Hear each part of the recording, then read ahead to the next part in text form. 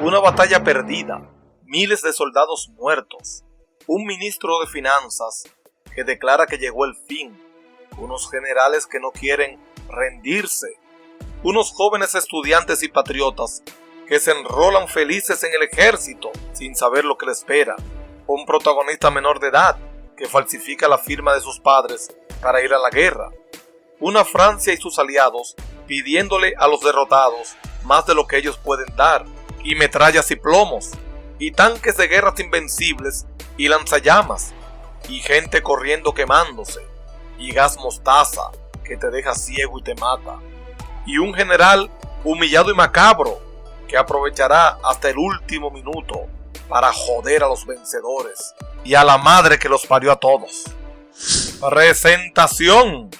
Hoy en Cuéntalo en Cine te traemos el análisis de la película bélica alemana-americana del 2022, Sin novedad en el frente, basada en la novela homónima de Erich Maria Remarque de 1929. Fue adaptada por Leslie Patterson para esta versión y dirigida por Edward Berger.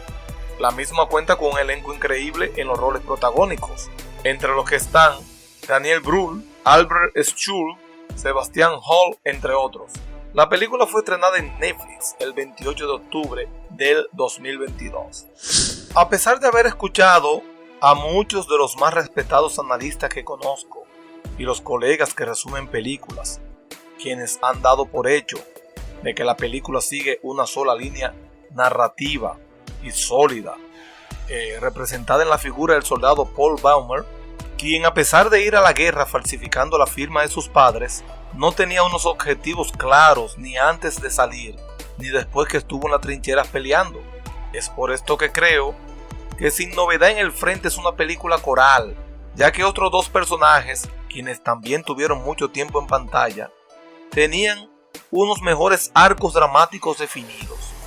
Ellos son el ministro de Economías, Matthias Sberger, interpretado por el reconocido actor Daniel Brühl, quien luego de recibir el último informe del frente de combate, el cual señala que murieron más de 40.000 soldados, se reúne con el gobierno y los militares para pedirle que detengan la guerra porque la misma ya estaba perdida. Luego de esto, Sberger es comisionado por el Reich para encabezar las negociaciones de rendición, las cuales tenían un tiempo límite de 72 horas, mientras que cada 60 segundos moría un soldado alemán en el frente. Por otro lado estaba el general Friedrich, quien se negaba a capitular. Este muestra su conflicto revelándole a un subordinado que él provenía de una familia de militares exitosa. Es por esto que cuando la rendición se hace oficial, no la acepta y trama un ataque final cuando solo faltaban 15 minutos. 15 malditos minutos para terminar la guerra, con el propósito, desde su punto de vista, de que sus soldados y también él entraran a una Alemania con dignidad. Por esta situación, ¿verdad?, asumimos que el guión es coral y no podemos analizarlo tal y como lo hacemos cuando solo tenemos un hilo conductor de un protagonista. Así que he preparado un logline para cada personaje, desde el colectivo alemán, el cual trataré como a un personaje, hasta cada uno de los protagonistas. Empecemos a ver si entendemos esta película coral, media difusa en muchos aspectos. Empezamos con el logline de la película, el cual dice: cuando el ministro de Economía convence al gobierno del Reich de que la Primera Guerra Mundial está perdida, el gabinete presidencial del Imperio Alemán de 1914, encabezado por el Kaiser Guillermo II, intentará negociar con unos crueles vencedores, mientras se cuidan la espalda de sus fuerzas armadas, quienes no quieren capitular la rendición. Todo esto deben conseguirlo antes de que Alemania quede en una ruina total y se sumerge en el caos, mientras siguen muriendo soldados en el frente de batalla a ritmo de uno por cada 60 segundos. El protagonista, que lo tiré en un short ahorita, dice: situación. Luego de enlistarse en el ejército falsificando la firma de sus padres para acompañar a sus amigos en la Primera Guerra Mundial, personaje: Paul Baumer, un joven patriota y estudiante alemán de clase media. Objetivo: Intentará sobrevivir en 1918 cuando se da cuenta de que su país no tiene ninguna posibilidad de ganar. Límite de tiempo. Mientras los políticos y militares alemanes discuten con Francia una rendición total, entre tanto muere un soldado alemán cada minuto.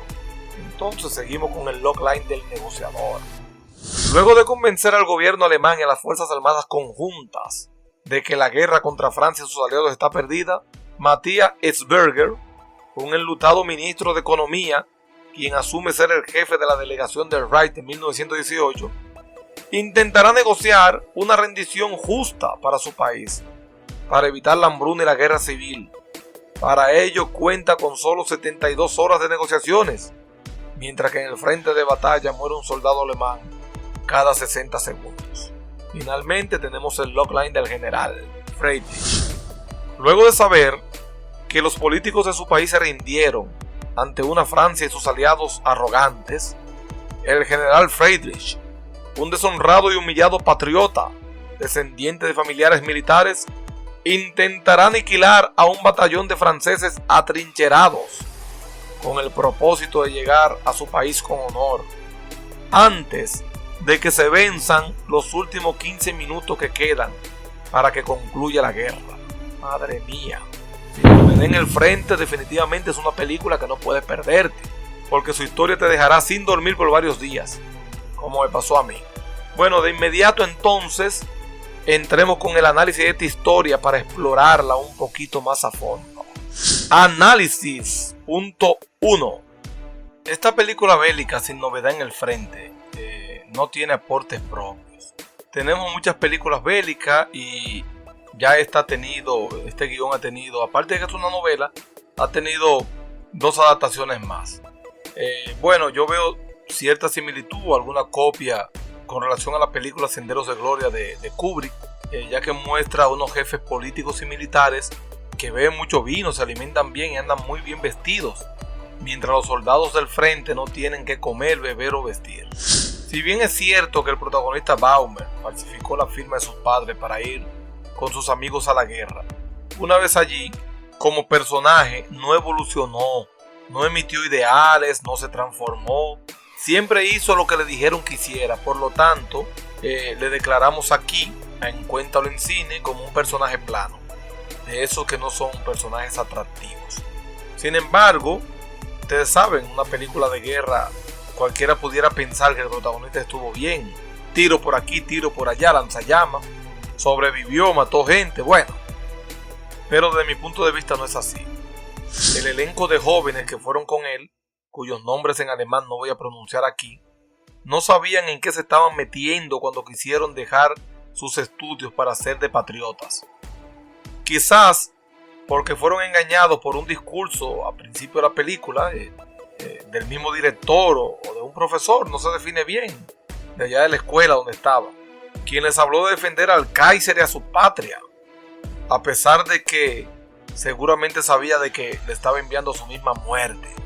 Aún así, en lo personal creo que el elenco de personajes secundarios estuvo a la altura. Bueno, tanto así que la película ya es nominada por Alemania para representar el país en los premios Oscar. Quizás un punto a señalar era que los personajes secundarios siempre tenían hambre, tanto así que algunos de ellos murieron mientras comían o iban a comer. Eso se puso mucho de manifiesto. Bueno, entramos al segundo personaje de esta historia coral, el ministro de Economía y jefe de la delegación que partió para Francia a negociar la rendición. Hablo de Matthias Erzberger. Es mi personaje favorito, ¿verdad? Ya que aún habiendo perdido un hijo en la guerra, se vistió de misericordia a tal punto de que enfrentó a los políticos y a los altos mandos para ir a negociar la rendición con la esperanza de terminar la guerra. Asunto que finalmente consigue, aunque sin éxito, ya que producto de esas negociaciones Alemania sufrió de todo. Por las condiciones dadas en esa Primera Guerra Mundial se levantó un Hitler. El mismo Erzberger, tiempo después, por allá por el 20 por el 21, fue asesinado por fuerzas políticas de derecha.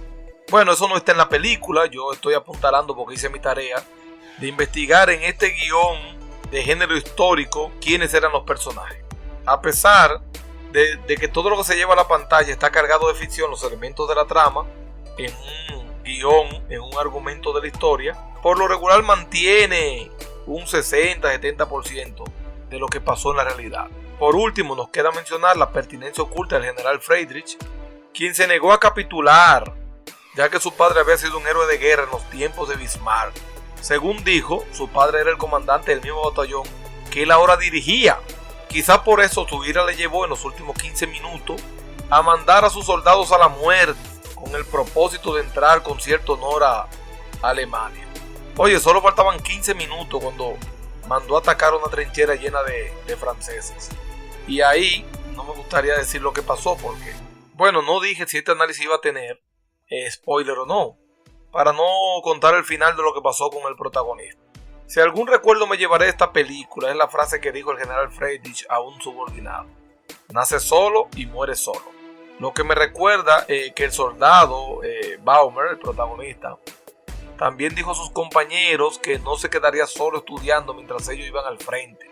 Si la soledad, la misma que padeció Baumer cuando se vio en el campo de batalla cuando fueron atacados con tanques y lanzallamas, la misma que sufrió cuando quiso salvar a su sargento, a quien llevó cargado pero muerto mientras iba por la soledad del campo, esa soledad quizás era o es el tema que subyace dentro de la historia.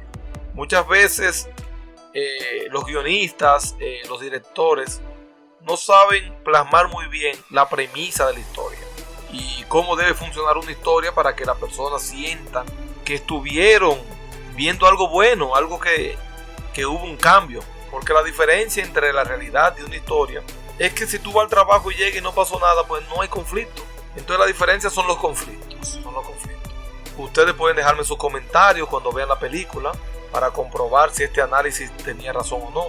Bueno, cierro este análisis afirmando que la película Sin Novedad en el Frente es una película increíble que goza de una fotografía espectacular, con una banda sonora increíble, cuyo ritmo electrónico marcaba el cambio de secuencia, con una narrativa clara y unas batallas tan reales que te prometo que no dormirás en los próximos días, porque a mí me sucedió. Y eso fue todo por hoy. Gracias por sintonizarnos. Acabas de escuchar el podcast Cuéntalo en Cine, escrito, guionizado y narrado por Carlos Álvarez Guzmán. Suscríbete y síguenos para que no te pierdas ninguno de nuestros análisis, resúmenes, críticas de películas, series televisivas y la publicación de nuestros cursos y talleres de guiones de cine y series televisivas para podcaster.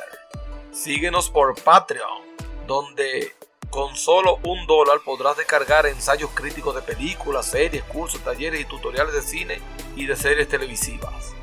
Suscríbete a nuestra newsletter, Cuéntalo en Cine por Review, ya saben que es de Twitter, para que te mantengas informado de todas las noticias que se publican en el mundo cinematográfico. Búscanos en las plataformas para podcaster y audiovisuales como Cuéntalo en Cine. Recuerda siempre, Cuéntalo en Cine es la única plataforma donde la cuarta pared que dividía la ficción de la realidad ha desaparecido. Así que, hasta la próxima, amantes del podcast, del cine y de las series televisivas.